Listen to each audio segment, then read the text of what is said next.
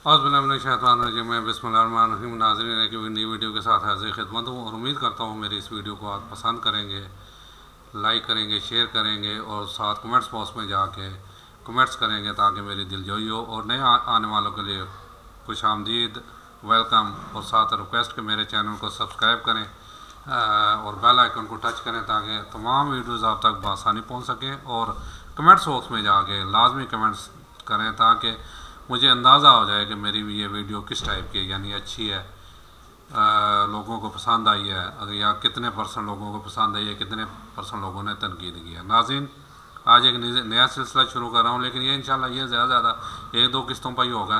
पिछला मैंने शब मेराज पे प्रोग्राम किया था और लोगों ने उसे पसंद किया सराहा। और आज क्योंकि आगे से शब बरात आ रही है तो इस पे मैं प्रोग्राम कर रहा हूँ, ये कुरान और हदीस की रोशनी में। तो उम्मीद है इंशाल्लाह आप इसको भी पसंद करेंगे। जी, 15 शुबान की रात जिसे उर्फ़ आम में शब बरात कहा जाता है, छुटकारे की रात। हालांकि ये छुटकारे की रात दरअसल में जो कुरान की रूह से जो छुटकारे की रात है और तकदीर के फ़ैसलों की रात है, वो रमज़ान के आखिरी अशरे की ताक रातों में से एक रात है। मैं इंशाल्लाह उस पर अहदीस ही बयान करूँगा। बहरहाल ये 5 अहदीस पब्लिक में मशहूर हैं, 5 की 5 ज़ईफ़ हैं। सुन लीजिए। पहली हदीस जामिया तिरमिज़ी और सुनन इब्न माजा से है, मशकात में है 1299, ये हदीस नंबर है जी। बड़ी मशहूर हदीस है। अम्मा आयशा रज़ियल्लाहु ताला अन्हा कहती हैं कि आप सल्लल्लाहु अलैहि वसल्लम को मैंने एक रात बिस्तर पर नहीं पाया, तो मैं आप सल्लल्लाहु अलैहि वसल्लम को ढूंढते हुए निकली तो आप सल्लल्लाहु अलैहि वसल्लम बकी गरकत तशरीफ़ ले गए थे, जन्नतुल बकी कब्रिस्तान में। उधर आप सल्लल्लाहु अलैहि वसल्लम ने वहाँ पर दुआ फरमाई। अम्मा आयशा रज़ियल्लाहु ताला अन्हा कहती हैं कि मैं आप सल्लल्लाहु अलैहि वसल्लम से पहले ही वापस आ गई तो आप सल्लल्लाहु अलैहि वसल्लम ने मुझसे मुखातब होकर फरमाया कि क्या तुमने गुमान किया था कि अल्लाह और उसका रसूल सल्लल्लाहु अलैहि वसल्लम तुमसे ख़यानत करेंगे? यानी सांस फूली हुई थी ना, जल्दी जल्दी वापस आई होंगी, लेटी होंगी, लेकिन वो सांस तो फूला हुआ था उनका। उससे भांप लिया नबी के सल्लल्लाहु अलैहि वसल्लम के जो अपना ख़यानत करेंगे, क्योंकि अम्मा आयशा रज़ियल्लाहु ताला अन्हा का सांस फूला हुआ था। तो हुज़ूर सल्लल्लाहु अलैहि वसल्लम जान गए कि ये मेरे पीछे आई थी, यानी मुराद ये कि तुम समझी कि मैं किसी और ज़ौजा के पास चला गया हूँ। इस पर अम्मा आयशा रज़ियल्लाहु ताला अन्हा ने कहा कि हाँ, मैं यही समझी थी। तो आप सल्लल्लाहु अलैहि वसल्लम ने फरमाया कि बेशक ये निस्फ़ शबान की रात है, यानी 15वीं रात है, शबान की 14 और 15 की दरमियानी रात। इस रात अल्लाह ताला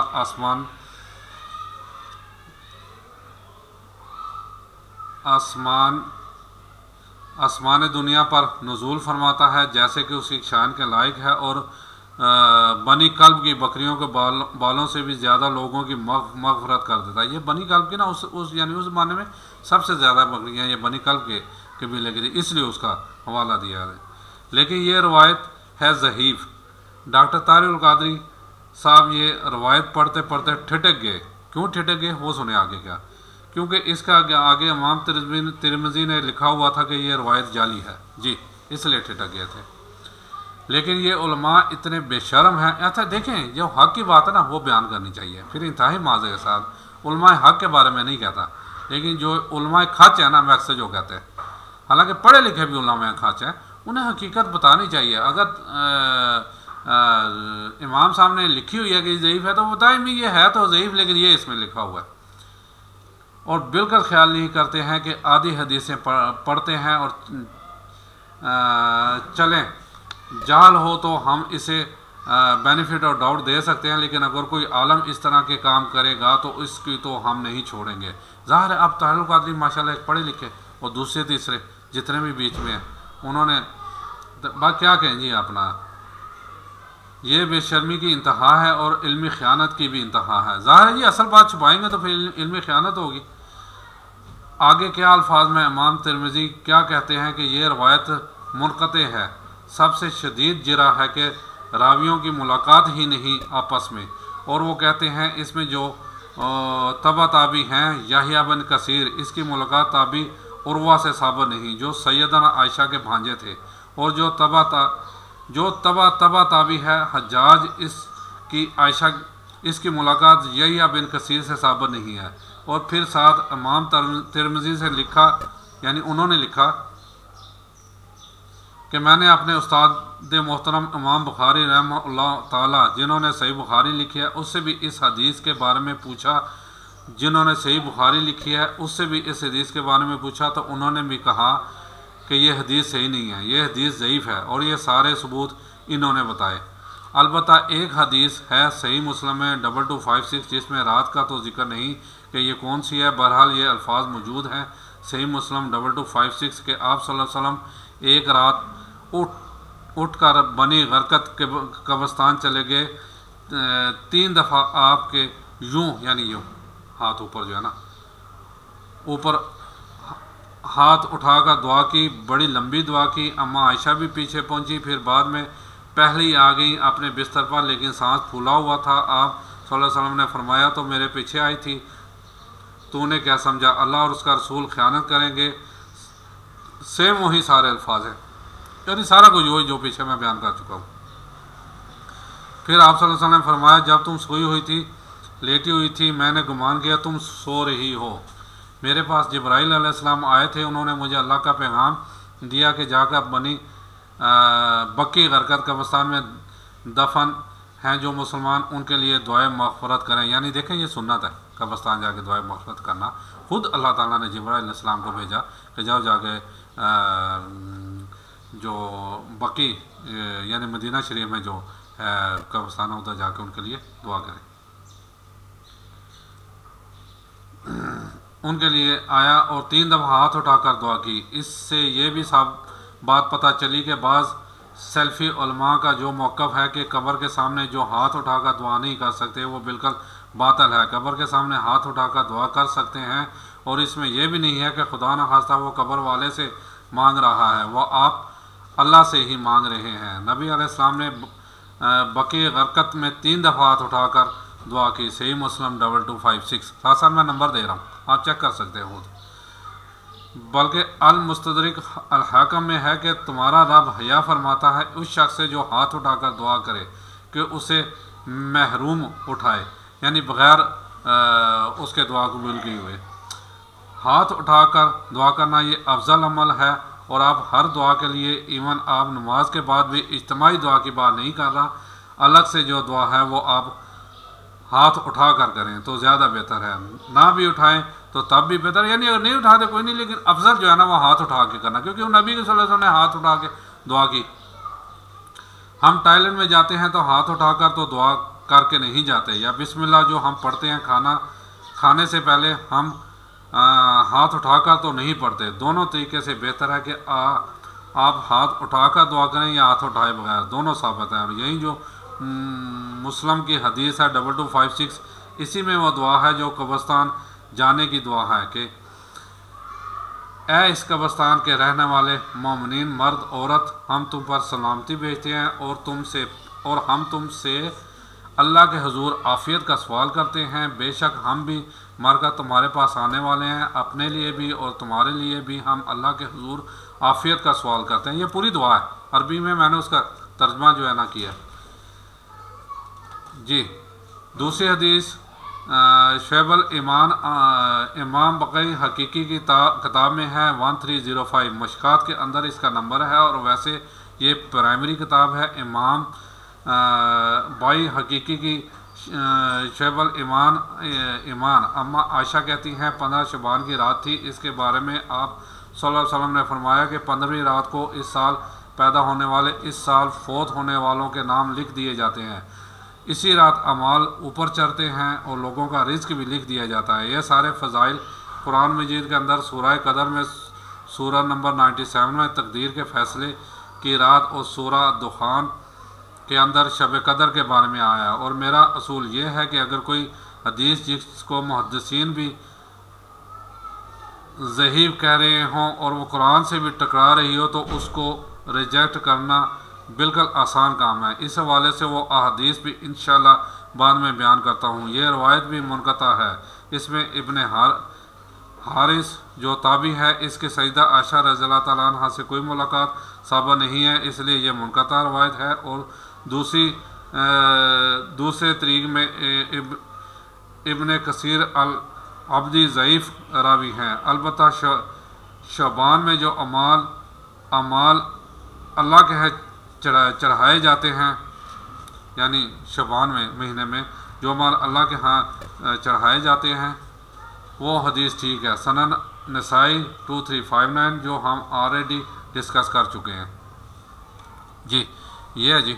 اب وہ حدیث ٹھیک ہے سنن نسائی 2359 جو ہم آلریڈی ڈسکس کر چکے ہیں۔ تیسری حدیث سنن ابن ماجہ سے ہے 1306 مشکات کے اندر اس کا نمبر ہے، اور اس حدیث کو ضعیف جمع ضعیف برابر حسن کا فارمولہ لگا کر شیخ البانی نے صحیح کہا ہوا ہے۔ یعنی ایک تو ضعیف ہے، ضعیف جمع ضعیف، یعنی وہ ہے نا فارمولہ اس کا مائنس جمع مائنس وہ پازیٹیو پلس ہو جاتا ہے۔ ابو موسیٰ اشعری کہتے ہیں نبی صلی اللہ علیہ وسلم نے فرمایا بے شک اللہ تعالیٰ شعبان کی 15ویں رات اپنے بندوں پر خصوصی توجہ فرمایا ہے اور تمام مخلوق کو بخش دیتا ہے سوائے نمبر 1 مشرک کو، نمبر 2 کینہ رکھنے والے کو۔ یہ انتہائی سخت ضعیف روایت ہے اور اس میں کئی سقم ہیں۔ نمبر 1 زبیر بن مسلم اور عبد الرحمن مجہول راوی ہیں، انون راوی ہیں یعنی لاپتہ راوی ہیں جن کا کوئی تعارف نہیں ہے۔ دوسرا ابن اللہیہ اور ولید بن مسلم یہ دونوں مدلس ہیں اور انس سے روایت کر رہے ہیں اور سما کی تصریح کوئی نہیں ہے، یعنی سما کی یہ ہوتا ہے نا آگے، یعنی کہ جو کرتے ہیں یہ صحیح ہے سٹیمپ لگاتے ہیں، یعنی اس کی تصریح کوئی نہیں ہے۔ اور شیخ زبیری صاحب نے مشکات 1306 کے فٹ نوٹ پر لکھا کہ اس کی جو سند ہے وہ ظلمات میں ڈوبی ہوئی ہے، یعنی کسی صورت یہ حسن درجے تک نہیں پہنچی ہے۔ یہ تو ضعیف میں بھی سخت ترین ضعیف روایت ہے، اور اس میں اب وہ 11,000 وولٹ والی روایت یہاں پر بیان کر دوں جو کہتے ہیں کہ ہم صحیح اور ضعیف کا فرق نہیں کرتے، اور میری مجبوری ہے اس کے بغیر دماغ میں ڈرل نہیں ہوتا، ڈرل یعنی یہ روایت میں بیان نہ کروں تو مشکات میں ہے 4902۔ مسند احمد اور امام بخاری کی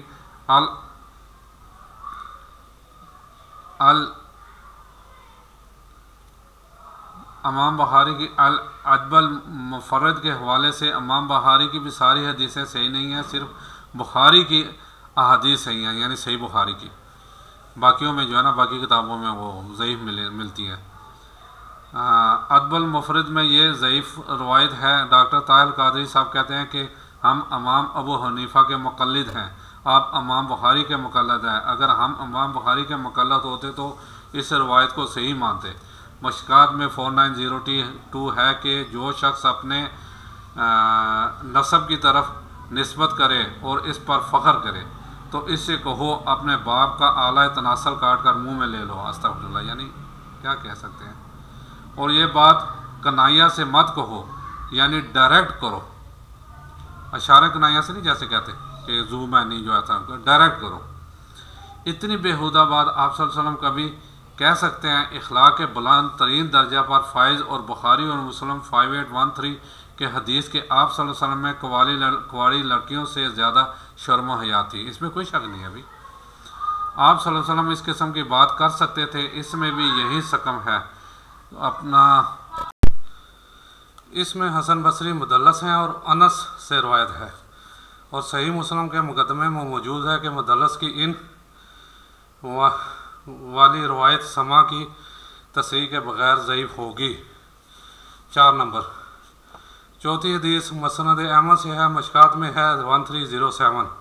عبداللہ ابن عمر العاص سیم الفاظ ہیں، وہیں کہ 15ویں رات کو سب کی مغفرت ہو جاتی ہے، لیکن اس میں الفاظ ہیں سوائے خودکشی کرنے والے کے اور کینہ رکھنے والے کے۔ لیکن اس میں ابن اللہیہ جو ہے وہ مدلس اس میں تو نہیں ہے، وہ مدلس راوی ہیں، لیکن اس میں ان کی اختلاط کے بعد کی ہے، یعنی جب ان کا حافظہ بگڑ گیا تھا۔ یہ امام حاکم نے المستدرک الحاکم میں کئی روایتوں کو بخاری مسلم کی شرط پر صحیح کہا ہے، اور بات بھی صحیح ہے کہ بخاری اور مسلم کے راویوں سے وہ حدیثیں ہیں، لیکن ان میں کئی راوی ایسے ہیں، کئی صحابہ بھی ایسے ہیں جو وفات سے پہلے اپنے حدیثوں کو مکس کر جاتے تھے۔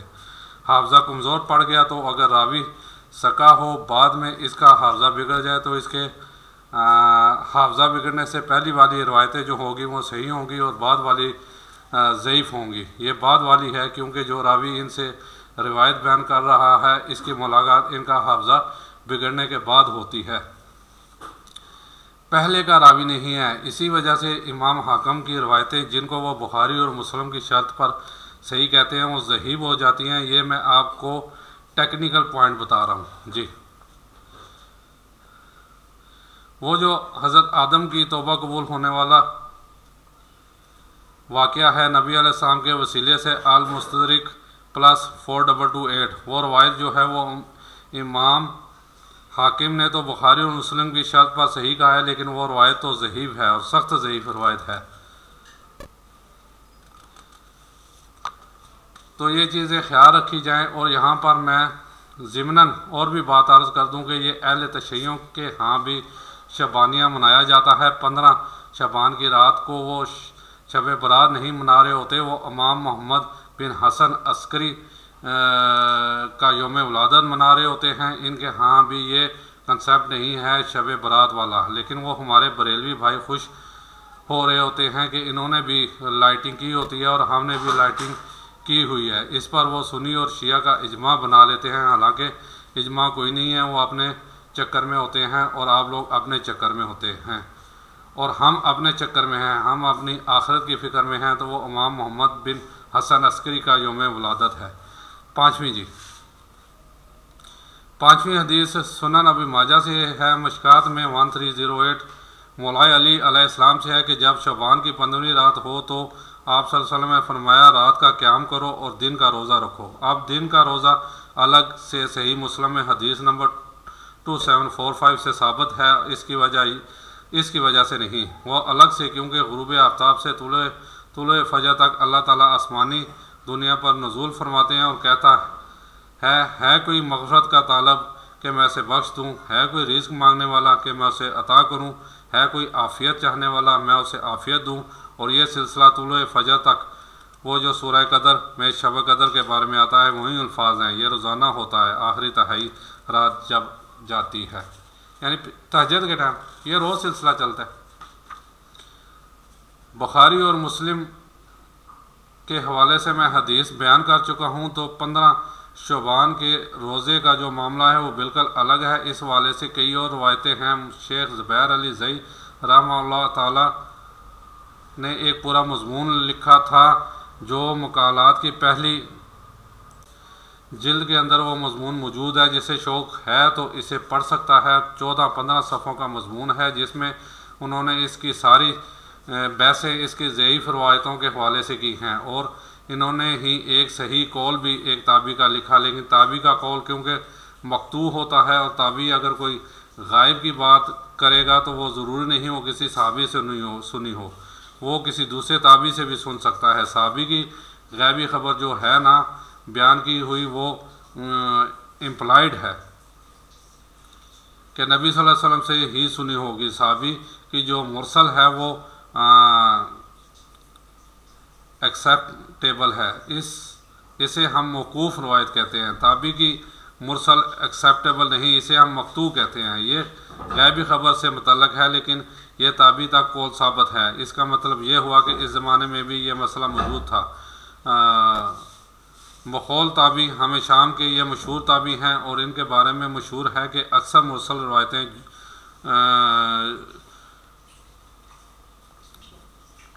چھوٹے ہوئے واسطوں کی بیان کرتے تھے۔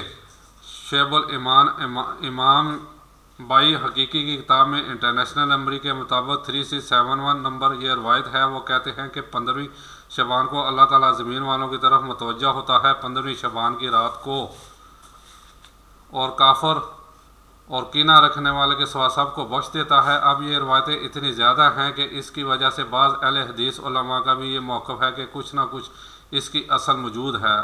اکثر تو نہیں مانتے لیکن کچھ اہل حدیث علماء بھی مانتے ہیں، اور دیوبند بریلوی تو ویسے ہی مانتے ہیں، اور میرا موقف شروع سے جو تھا وہی ہے کہ میں ہمیشہ فتویٰ نہیں لگاتا، خود کرتا نہیں ہوں اور کسی پر فتویٰ نہیں لگاتا۔ باقی میں خود کیوں نہیں کرتا، جب تک کوئی چیز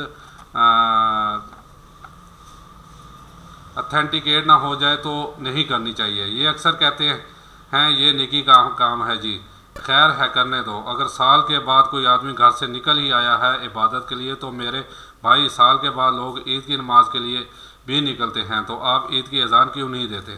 لوگوں کو بلانے کے لیے نہیں جی، صبر نہیں ہے۔ اگر صبر نہیں ہے تو کیا ہوا؟ یہ کوئی گناہ کا کام ہے اذان دینا؟ اسے دیا کرے اذان۔ سال بعد لوگوں نے عید پڑھنے کے لیے نکلنا ہوتا ہے، کہتے ہیں کہ نبی صلی اللہ علیہ وسلم سے صحابہ نہیں، تو ہم بھی یہی کہہ رہے ہیں۔ اور پھر اس حدیث کو بھی یاد کر لیں جو صحیح مسلم میں 2684 اور مشکات میں 2052 ہے کہ آپ صلی اللہ علیہ وسلم نے جمعہ کی رات کو یعنی شب جمعہ کو قیام کے مخصوص کر لینا، یعنی میں نے صرف اسی میں ہی قیام کرنا ہے، اس سے منع فرمایا ہے۔ اور الا یہ کہ کسی کے روزے پہلے سے چلتے آ رہے ہوں یا کوئی پرٹیکولر روزہ آ جائے، جس طرح 10 محرم کا روزہ آ گیا یا یوم عرفہ کا، وہ رکھ سکتا ہے، اس کا علاوہ نہیں۔ بیسیکلی مقصد تھا یہود و نصارہ کی مخالفت۔ یہودیوں نے ہفتے کے دن کو مخصوص کیا ہوا تھا اور عیسائیوں نے اتوار کے دن کو۔ کہیں مسلمان خالی جمعہ ہی نہ پکڑ لیں، اور پھر بھی مسلمان باز نہیں آئے، انہوں نے جمعہ پکڑ لیا ہے، خیال انہوں نے پھر بھی نہیں کیا، اعوذ باللہ تعالیٰ۔ یعنی بھائی سیدھی سی بات ہے، یعنی کہ اگر آپ دیکھیں چھوٹا سا یہ، ویسے میری ویڈیو کافی لمبی ہو گئی لیکن مجبوراً میں نے کہا اسے ایک ہی قسط میں کنکلوڈ کرتا ہوں۔ سیدھی سی بات ہے، اگر ہم صرف روز تہجد کا ٹائم آتا ہے، روز صبح اٹھے، اللہ تعالیٰ واقعی اس ٹائم سنتا ہے۔ پھر جہاں تک روزوں کا تعلق ہے تو نبی صلی اللہ علیہ وسلم نے پیر اور جمعرات کو روزہ رکھا، چاند کی 13، 14، 15 روزہ رکھا۔ اس کے بعد جو صحیح حدیثیں سے جیسے یہ محرم کا 9، 10 یا 10، 11، 2 روزے یہ ہو گئے، تو ایسے ہمارے پاس یعنی بے شمار چیزیں ہیں جس پہ تھوڑا سا بھی ڈاؤٹ ہو رہا ہے، میرے حساب سے تو اسے چھوڑ دینا چاہیے۔ آپ روز کریں بھائی عبادت، روز تہجد کے ٹائم اٹھیں، اللہ سے معافی مانگیں، بجائے سال بعد کہ اگلے سانس کا پتہ نہیں اور سال بعد انتظار کرتے ہیں آپ شب قدر اور شب معراج کی۔ تو آپ روز صبح اٹھیں بھائی، پہلے 5 وقت نماز تو پڑھیں جو فرض ہے، جس کا پوچھا جائے گا۔ فرض نماز ہم پڑھتے نہیں، اور باتیں جو ہے نا یہ شب قدر اور شب معراج کی کرتے ہیں میرے بھائی۔ جو فرض نماز کا ہم سے فرض جو ہے نا، فرض روزے، فرض نماز، زکوٰۃ لاگو ہے، وہ ان کا لازمی پوچھا جائے گا۔ امید کرتا ہوں جی آپ کو میری ویڈیو پسند آئے گی۔ کمنٹس باکس میں جا کے ضرور کمنٹ دیجیے گا۔ اجازت چاہتا ہوں، السلام علیکم ورحمۃ اللہ وبرکاتہ۔